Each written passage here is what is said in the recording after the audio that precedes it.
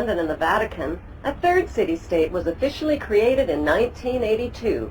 That city-state is called the District of Columbia and is located on 10 square miles of land in the heart of Washington. The District of Columbia flies its own flag and has its own independent constitution.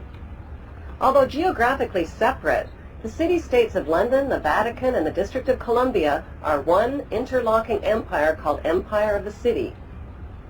The flag of Washington's District of Columbia has 3 red stars, one for each city-state in the 3-city empire.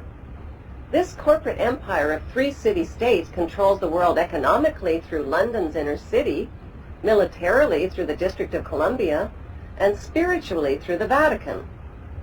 The Constitution for the District of Columbia operates under a tyrannical Roman law known as Lex Fori, which bears no resemblance to the U.S. Constitution. When Congress passed the Act of 1871, it created a separate corporate government for the District of Columbia.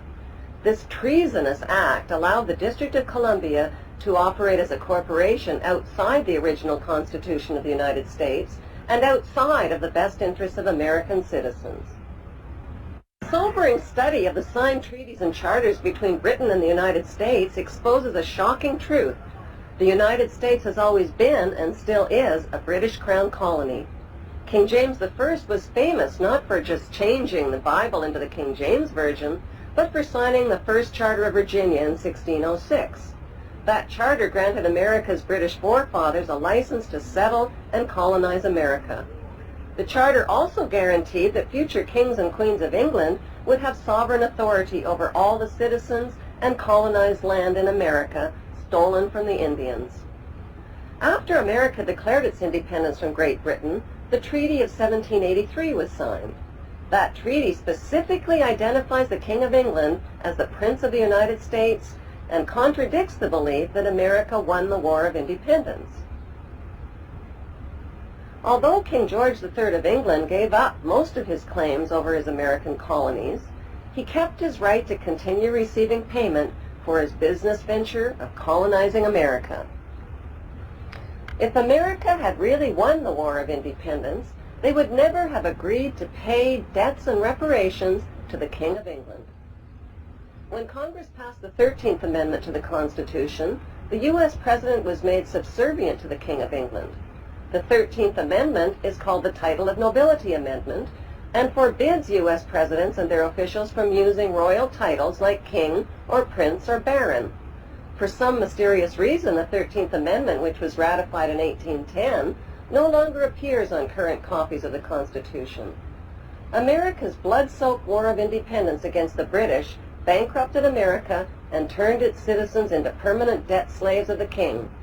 In the War of 1812, the British torched and burned to the ground the White House and all U.S. government buildings and destroyed ratification records of the U.S. Constitution.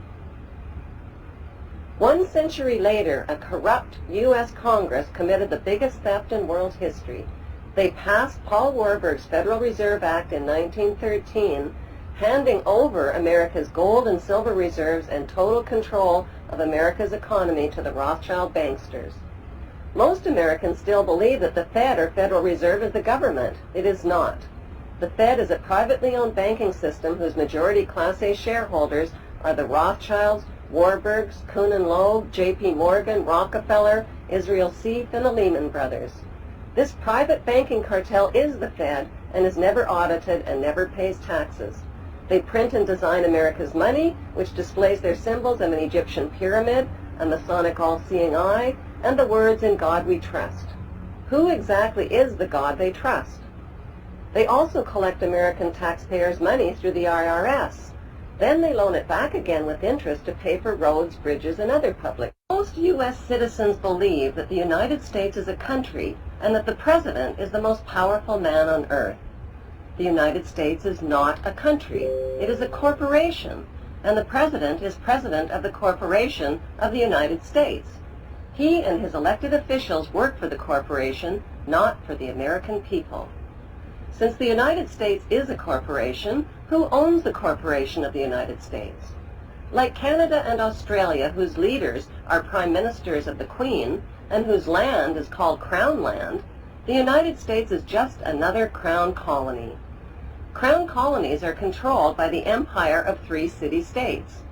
At the center of each city-state is a towering, phallic-shaped stone monument called an obelisk that points skyward.